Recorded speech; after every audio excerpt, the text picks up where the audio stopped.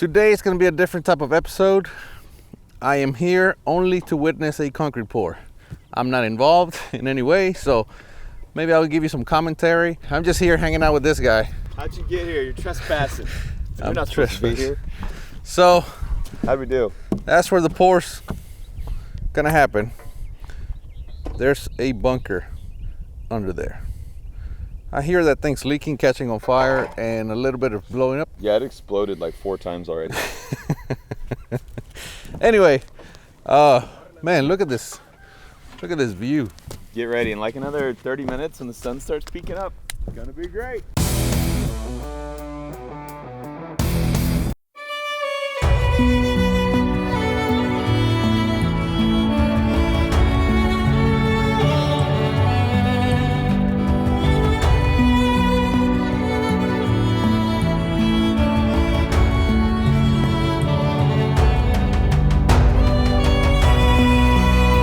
All right, so the pour has started. This wall over here is pretty tall off the ground. So this first few trucks have calcium in them so that the concrete will sit up faster. If not, if they try to build this entire wall all the way up, it's gonna blow out. So you have to be extremely careful with things like that. Let me go on the backside and I'll show you what I'm talking about. All right, so this is what I was talking about. This is the backside of the foundation. So this thing's about 8 feet tall. It's about, I don't know, if I had to guesstimate, I'm gonna say 50 feet long. So that's 400 cubic feet. Every yard is 27. So that's about 15 yards. Plus if you add this, let's just say 20 yards. Every cubic yard of concrete is about 4,000 pounds. So that's about 80,000 pounds going into this, just this beam alone. So that's why they can't pour it all the way to the top. It's just too much weight for those forms. So, like I was saying, what they do is they will do calcium in the first few trucks, and they'll do maybe 2 feet or so on the bottom, and they'll go all the way around. By then, they let it sit up, then they come back, put another layer and another layer until they build it all the way up. Do not try to do it all at once. You will blow out your forms. All right, so as I was telling you about how they pour the concrete, I was looking at the foundation of the house, and this is what I'm talking about. You can see they did one lift right here, and then right here there's another lift, and then up here there's another, well, actually right here there's another one, and at the very top right here there's another lift.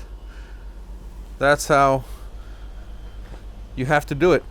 Obviously this lift did not get vibrated very well. That's why you end up with that. However, running a vibrator is it's very hard to do. And I say that in the sense that if you vibrate too much, you make that concrete too fluid and it can actually blow out the forms. So you have to be very careful, and a lot of times that's why they don't vibrate too much. That is not a structural concern. It just kind of looks a little bit bad, but that can simply be plastered and no problem. So anyway, just something to keep in mind. You can see all the lifts over here on the side of when this foundation was poured. Did you bring your gold boots? What? Did you bring your gold boots? Yeah, all the gold came off them though. So I need to get some real gold boots. They've dumped over 80 yards already, and they still don't have any. Yeah, it almost looks like there's nothing in there yet. Yeah. By the way, I want to make this clear. This is not my concrete pour. I'm just getting to spectate somebody else's concrete pour, and my goodness, there is no stress whatsoever today for me. I'm just here to look. That's it. Like I said, that vibrator is extremely critical, but whoever's running the vibrator, if they do too much, they can blow out those forms. I mean, and it happens quick. When those forms blow out, you hear it cracking, and all of a sudden, boom, they're gone. It's impressive. It's happened to me a few times. It's not fun, but it's pretty impressive how fast it happens. They are pouring right over the bunker right now, the underground bunker that Matt has. There's the stairs to go down into the bunker, and these guys are standing right over it right now. That concrete's about 4 feet thick right over the bunker. It's very, very thick. So most of the concrete's going in here. They almost have it all built up all the way. So those boards that they had, they use them just so they can walk, because that rebar's pretty much just suspended. So if you fall through that rebar, it won't be a good day. But they're getting up to the point that they have enough concrete underneath that if you fall through it, you're not gonna go all the way down. They're doing other doors over here too? Huh? They're doing other doors? Yeah. They're doing more doors? They're doing 3 doors today. Oh, so they're doing all the doors, all the big doors? Yeah, so 2 sliding doors and that 1 accordion door. Nice. This is where the other door's gonna go. It's gonna be really well built and sealed. All these doors face towards the back. And of course, this is where the garage is going. If you notice, they have some really big dowels into the foundation. That's how they're attaching the new slab to the old. Big dowels. They're like, those look like number 5s. Actually, number 6. I'm looking through the window, but I can really show you what's going on here. So right there where the pump is, they're gonna start pumping, and see, you can see clearly where they're gonna pour. Everything inside these forms, all this in here, they're gonna pour first. Those forms right here is what we call header boards. So that just indicates that there's gonna be a step down from here to here. There's a lot of stuff going on. This is a very busy place. Crazy. All right, so this guy right here, he's pulling the braces off the headers and some of the stakes, it looks like.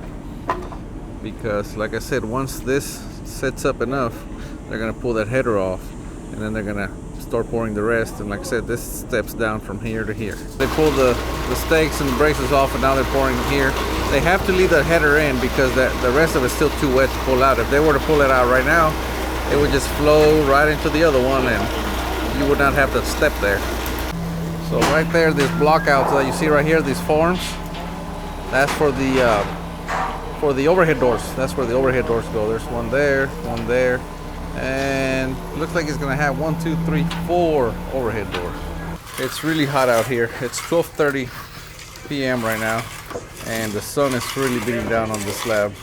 You can see they're starting to pull off the headers over there. They're starting to pull those off, and they're starting to trowel by hand.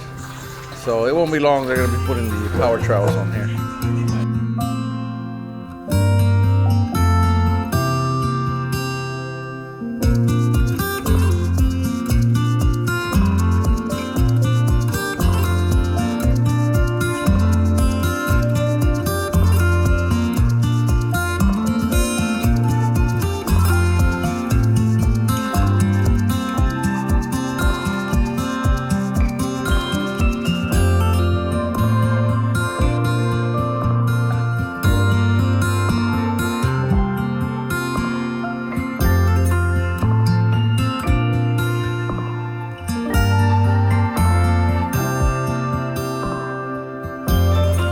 These are the doors that they were installing today.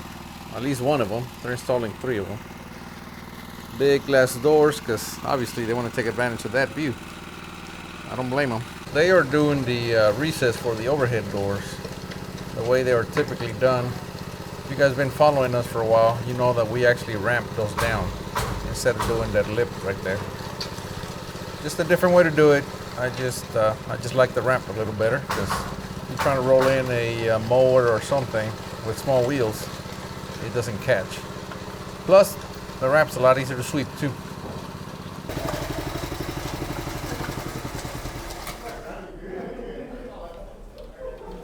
There it is, one pass. All this over here on the side they have to do by hand, because the machine can't get to it.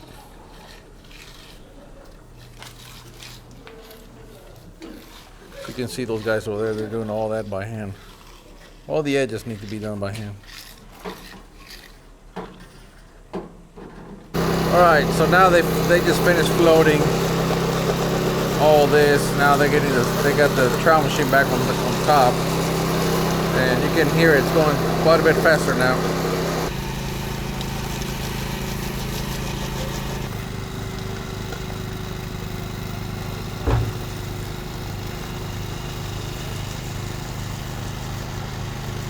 Alright, so they almost got it done. The top portion is done. I can tell it's already shining, so I'm sure they're gonna stop at that point. Now they need to bring the machine down to the lower area and start finishing that. They got it done. I'm gonna look down back here so you guys can see how high this thing is off the ground. Like I said, not my job.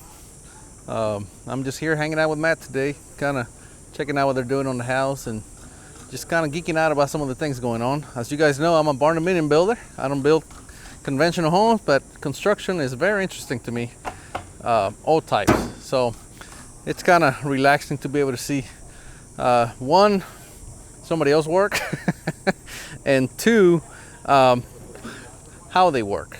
You know, there's always something to learn about somebody else. You know, you find somebody who's really good at what they do, just sit there and watch them. Pay attention. You're going to learn something. We'll see you guys next time. We are Texas Barn Dominiums.